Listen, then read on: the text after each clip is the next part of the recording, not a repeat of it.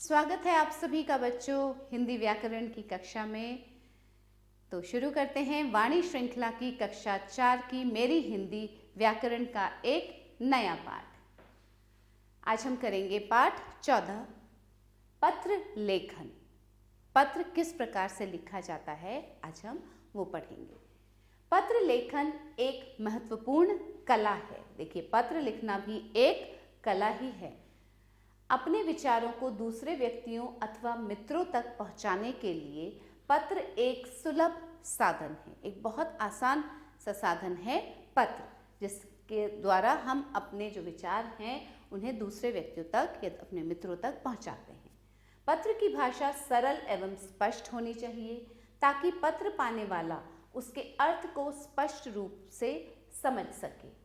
पत्र तभी लिखे जाते हैं जब या तो पत्र पाने वाला हमसे दूर हो अथवा पत्र लेखक को उससे कोई कार्य औपचारिक ढंग से करवाना हो या सूचना देनी हो। इन कारणों से के लिए पत्र लिखा जाता है।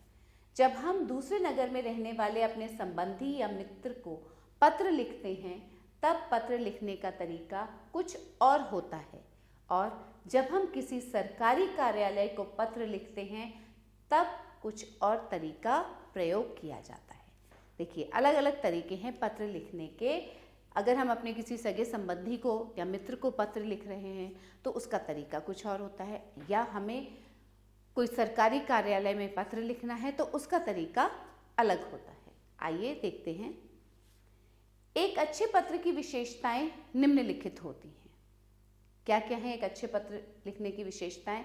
पत्र की भाषा सरल हो, पत्र का विषय स्पष्ट हो, पत्र संक्षिप्त हो तथा उसमें अनावश्यक विस्तार न हो, पत्र में शिष्ट संबोधन तथा अभिवादन संबंधी शब्द लिखे हों। तो ये तो थी कुछ अच्छे पत्र की विशेषताएं। तो आइए आगे चलते हैं।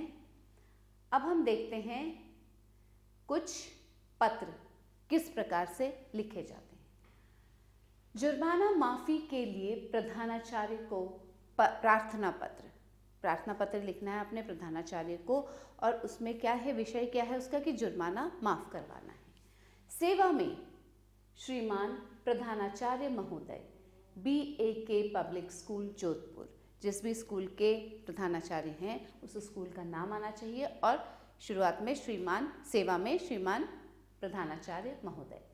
फिर महोदय, निवेदन यह है कि, ठीक है, निवेदन करेंगे, आप निवेदन कर रहे हैं। निवेदन यह है कि मैं आपके विद्यालय में कक्षा 4B का छात्र हूँ।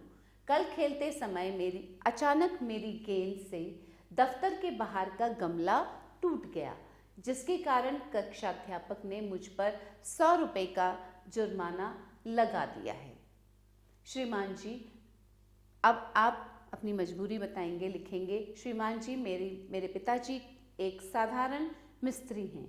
मेरे परिवार का गुजारा बड़ी कठिनाई से चल पाता है। वे इस राशि को देने में असमर्थ हैं, अतः आपसे अनुरोध है कि इस बार मेरा जुर्माना माफ कर दिया जाए। आगे से ऐसी गलती नहीं होगी। धन्यवाद। फिर दिनांक लिखेंगे, जिस भी दिनांक को आप लिख रहे हैं उस पत्र को, आपका आज्ञाकारी शिष्य, अपना नाम और अपनी कक्षा लिखेंगे। ठीक है, ये तो था प्रधानाचार्य को किस प्रकार से पत्र लिखा जाता है। अब अगला पत्र देखिए। त्याग प्रमाण पत्र लेने हेतु प्रधानाचार्य को प्रार्थना पत्र। त्याग प्रमाण पत्र लेना है, ये भी प्रधानाचार्य को ही पत्र लिखना है। वैसे ही सेवा में श्रीमान प्रधानाचार्य जी, सनराइज पब्लिक स्कूल फरीदाबाद। मान्यवर, निवेदन यह है कि मैं आपके विद्यालय में कक्षा 4A का छात्र हूँ। मेरे पिताजी एक सरकारी कर्मचारी हैं। उनका स्थानांतरण लखनऊ हो गया है। मैं भी अपने परिवार के साथ लखनऊ जा रहा हूँ। मुझे वही विद्यालय में प्रवेश लेना होगा जिसके लिए मुझे विद्यालय त्याग प्रमाण पत्र की आवश्यकता है। एक विद्यालय छोड़कर जब दूसरे विद्यालय में जाते हैं तो त्याग प्रमाण पत्र की आवश्यकता होती है, जिस विद्यालय में आप पढ़ रहे हैं वहाँ से।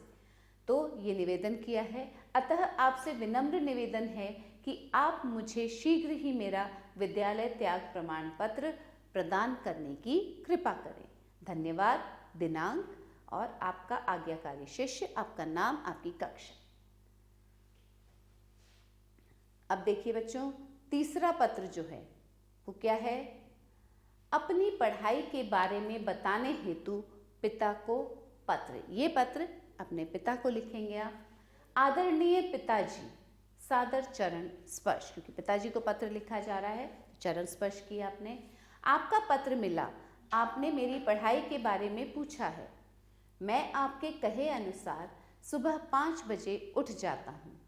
प्रातः विद्यालय जाने से पहले 2 घंटे पढ़ लेता हूँ। अगस्त माह में मेरी प्रथम मासिक परीक्षा हुई थी। सभी विषयों में अच्छे अंक आए हैं। आप बिल्कुल चिंता ना करें। मुझे पूरा विश्वास है कि आपके आशीर्वाद से मैं कक्षा में प्रथम स्थान प्राप्त करूँगा। आप अपने स्वास्थ्य पर अवश्य ध्यान दें। पिताजी को पत्र लिख रहे हैं तो आप लिख सकते हैं ये। पिताजी को उनके स्वास्थ्य के बारे में उनका पूछ सकते हैं और उनको ध्यान रखने के लिए कह सकते हैं। दवाई समय पर लेते रहना। माता जी को चरण स्पर्श और छोटी बहन को प्यार। आपका पुत्र, आप अपना नाम लिखिए। ठीक है बच्चों, अगला पत्र है परीक्षा में उत्तीर्ण होने के लिए मित्र को बधाई पत्र। आपका मित्र परीक्षा में उत्तीर्ण हुआ है, उसको बधाई पत्र लिखेंगे। कैसे? प्रिय मित्र अभय, सप्रेम नमस्ते। आपके मित्र का नाम, फिर उसको सप्रेम नमस्ते किया।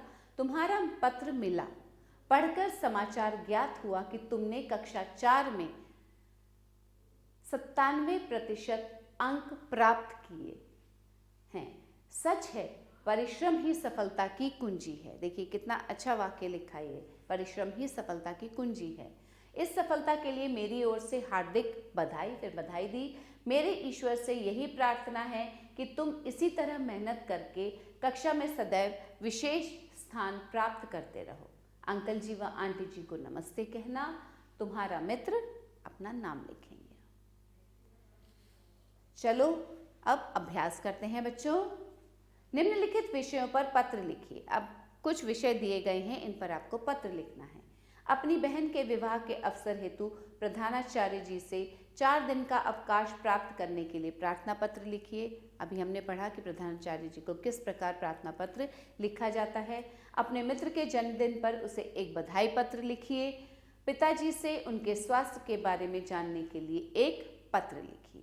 तो बच्चों, जो पत्र आपने अभी पढ़े उसको फिर से पढ़िएगा, एक बार अच्छे से अध्ययन कीजिएगा इन पत्रों का, तो आप अच्छे से समझ जाएंगे कि किस प्रकार इन पत्रों को लिखना है और उसके बाद स्वयं से इन पत्रों को लिखिएगा। तो यहीं समाप्त होता है ये पाठ बच्चों। आशा करती हूँ अच्छे से समझ में आया होगा कि किस प्रकार पत्र लेखन होता है। मिलते हैं फिर एक नए पाठ के साथ, कुछ नया सीखेंगे, कुछ नया पढ़ेंगे। तब तक के लिए बढ़ते रहिए, पढ़ते रहिए। आभार।